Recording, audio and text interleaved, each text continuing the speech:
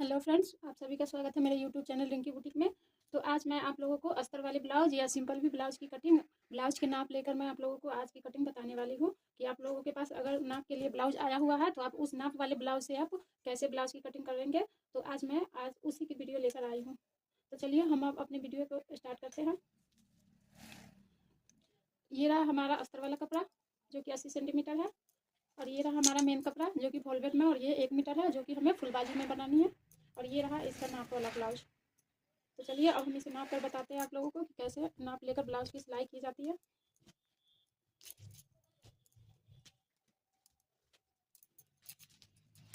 तो हमने ब्लाउज को ऐसे खोल के रख लेना है सबसे पहले, और इसमें जो बटन है वो बटन लगाकर, और फिर हमें इसकी जो है ना ये वाली सीने नापनी है एक दोनों साइड से। तो हम ऐसे यहाँ से इंची टेप लेकर और यहाँ से नाप लेंगे कि ये हमारा सीना कितना आ रहा है। तो ये हमारा है 17 इंच, तो 17 इंच आगे की तरफ, 17 इंच पीछे, यानी कि 34। तो ये हमारा सीना हो गया 34 इंच। अब हम कमर को नाप लेंगे। तो कमर हमारा 14.5 आ रहा है, इसका मतलब कमर हमारा 29 इंच हुआ। और इसके बाद जो हमें नापनी है वो कि ब्लाउज की लंबाई नापनी है। तो ब्लाउज की लंबाई हमारी है 13 इंच। आप ब्लाउज की लंबाई नाप के, और आपका अगर मन हो तो आप इसमें आप 1.5 इंच आप ब्लाउज की लंबाई को आप एक्स्ट्रा भी रख सकते हो। उसके बाद हमें जो ये वाली शोल्डर नापनी है कि हमारी शोल्डर कितनी है। इसमें तो 2 इंच की शोल्डर है, लेकिन हम यहाँ पे 2 इंच नहीं, हम 3 इंच शोल्डर रखने वाले हैं, क्योंकि इसमें बहुत कम शोल्डर दिया है, और कम शोल्डर रहने पर ये प्रॉब्लम आता है कि ब्लाउज जो है ना कंधे से गिरता रहता है। तो शोल्डर नापने के बाद हम इसमें आगे और पीछे की गले की लंबाई नाप लेंगे कि ये कितनी है। तो ये हमारी आगे की जो गले की लंबाई है वो 6 इंच है,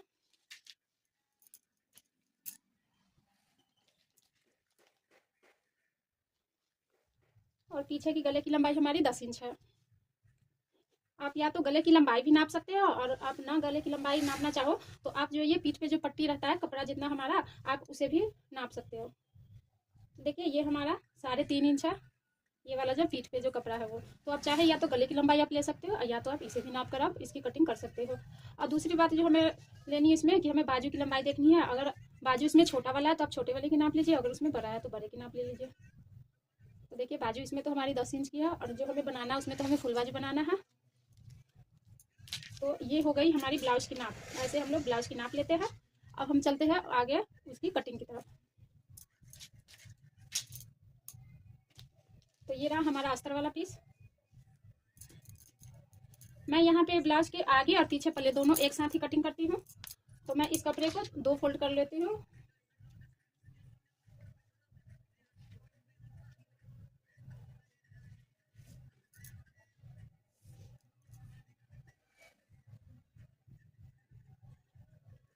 तो मैं यहाँ पे इसकी चौड़ाई 11 इंच की ले रही हूँ, क्योंकि हमें मार्जिन भी रखना है। तो मार्जिन के लिए कपड़ा आप अपने अनुसार रख सकते हैं।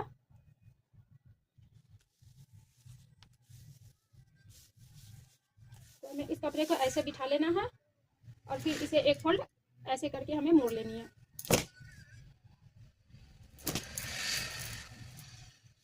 तो देखिए ये हो जाएगा हमारा फ्रंट पार्ट, और नीचे वाला जो हो जाएगा वो बैक पार्ट।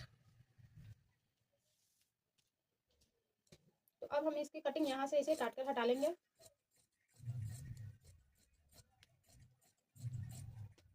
एक चीज आप लोग और भी ध्यान दीजिएगा कि जो हमारी आगे वाले पल्ले हैं उसे हमें पीछे वाले पल्ले से थोड़ा सा बढ़ा के रखना है, या तो 1 इंच या तो 1.5 इंच, क्योंकि जब हमारे आगे वाले पल्ले में जो हमारे टक्स लगते हैं ना, टक्स की सिलाई, तो हमारे आगे वाले पल्ले थोड़े उसमें कम जाते हैं और पीछे वाले पल्ले नहीं कमते हैं। तो ये चीज आप हमेशा याद रखिएगा कि पीछे वाला पल्ला थोड़ा सा कम ही रखे। देखिए मैंने यहाँ पे 1 इंच इतना कपड़ा यहाँ पे इसमें कम रखा हुआ है।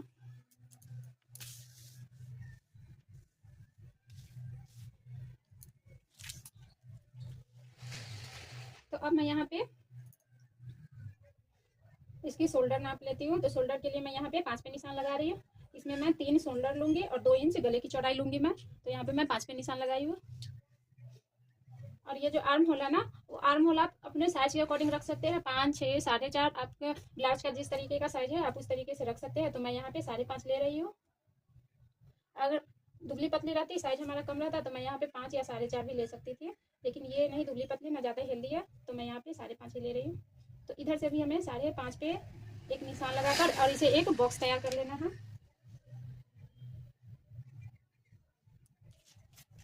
और इसमें हमें राउंड शेप देनी है।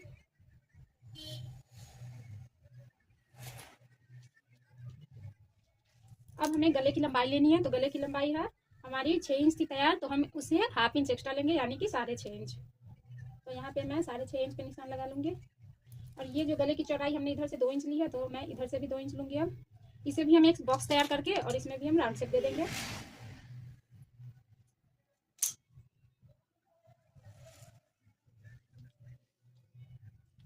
अब हमें ब्लाउज की टोटल लंबाई लेनी है।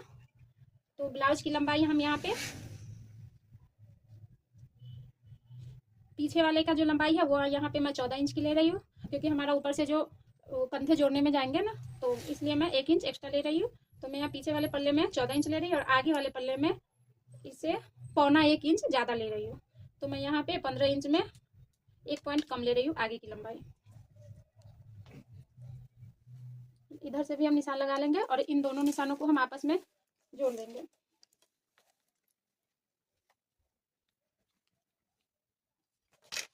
तो ये हमारा आगे का निशान, ये लंबाई का निशान है। इस पर हमें तुरपाई वाली बनानी है, या जो आप पलटा के बनाते हैं उसे हमें बनानी है। तो अब लगाएंगे हम टक्स का निशान। तो टक्स हमेशा जो गले हमारे बने रहते हैं ना, वहाँ से हमें 3 इंच लेनी है। तो यहाँ से हम इसकी लंबाई 3 इंच लेंगे और जो इसकी चौड़ाई है वो 2.5 इंच। अगर ज़्यादा हेवी साइज है तो आप 3.5 इंच लंबाई ले सकते हैं और 3 इंच इसकी चौड़ाई ले सकते हो। अगर ज़्यादा हेल्दी नहीं है तो यही ठीक है। और इसके बाद यहाँ से मैं नीचे से चौड़ाई इसकी 4 इंच पे लूँगी और ऊपर से भी 4 इंच पे ऐसे करके हमें इसमें राउंड से बनाना है।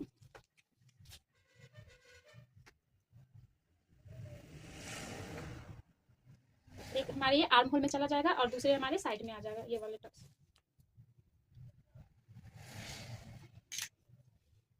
ये वाले जो टक्स पे ये जो गोल वाला आता है, वो हमें जितना हम इसमें गोलाई बना के रखते हैं उतना हमारा ब्लाउज अच्छा बैठता है। तो अब हमें इसकी कटिंग कर लेनी है।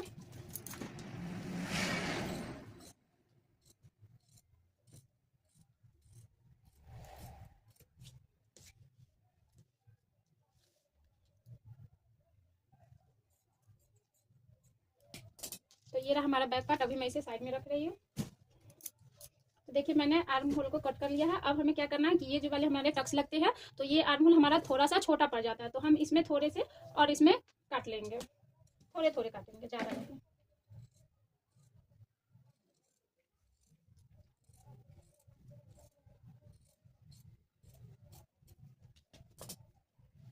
तो ये हमारा कट चुका है। अब हमें इसकी गले की कटाई करनी है।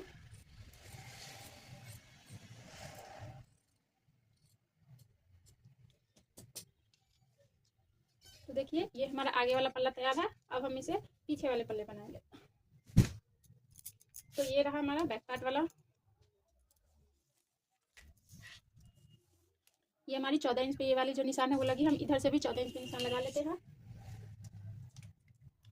और इसे हम सीधी लाइन लगाकर हम इसमें एक लाइन ड्रॉ कर लेते हैं।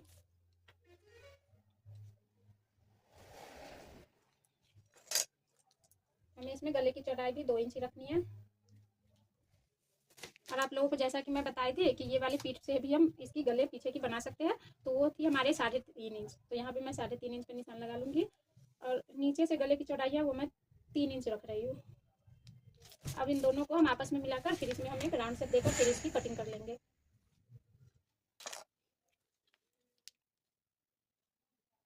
और ये रहा हमारा 4 इंच पे पीछे का टक्स का निशान।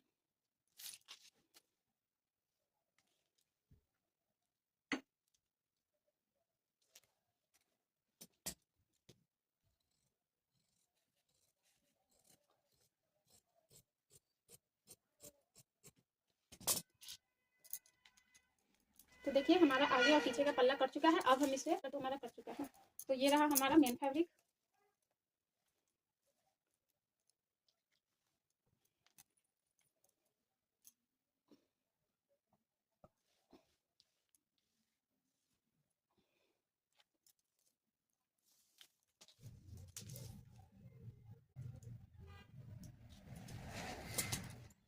मैं इसे पलट कर बनाने वाली हूँ, तो इसमें जितने एक्स्ट्रा कपड़े हैं हमारे बच रहे हैं उसे मैं कट करके निकाल लेती हूँ, ताकि जो हमारा मेन फैब्रिक कुछ बच जाए तो भी हमारे किसी यूज में आ जाए।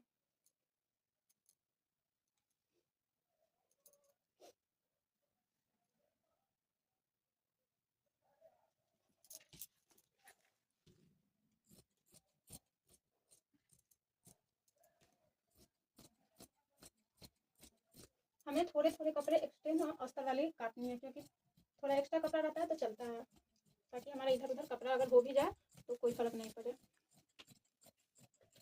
कटाई है मैं वो शुरू में नहीं करती हूँ, मेन फैब्रिक पे मैं वो जब सिलती हूँ तभी मैं वहाँ मशीन पे ही कर लेती हूँ। तो देखिए हमारी ब्लाउज की जो कटिंग है वो हो चुकी है। अब हमें इसमें कटिंग करनी है, जो कि इसकी बाजू निकालनी है।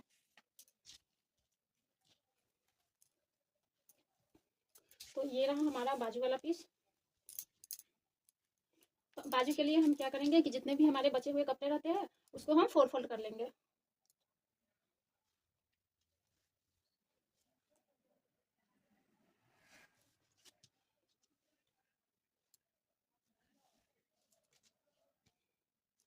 तो देखिए मैंने इस बाजू को 4 फोल्ड कर लिया है। तो ये नीचे हमारी खुली वाली साइड है और ये ऊपर बंद वाली साइड है। तो हमें जितने भी लंबाई लेनी है बाजू की हम यहाँ से नाप लेंगे।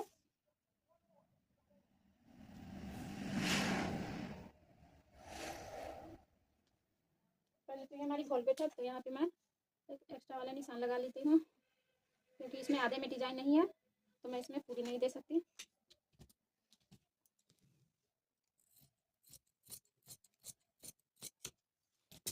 चलिए तो अब मैं यहाँ से इसमें निशान लगाऊंगी। तो ये हमारी बाजू 16 इंच की जा रही है ऊपर में, तो ऊपर में हम यहाँ पे 16 इंच पे निशान लगा देंगे।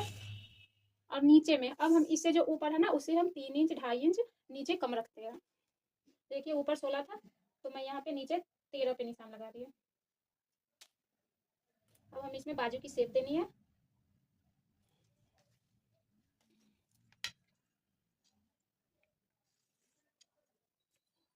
तो देखिए इसमें मैंने बाजू का शेप दे दिया है। अब हमें इसकी कटिंग करनी है।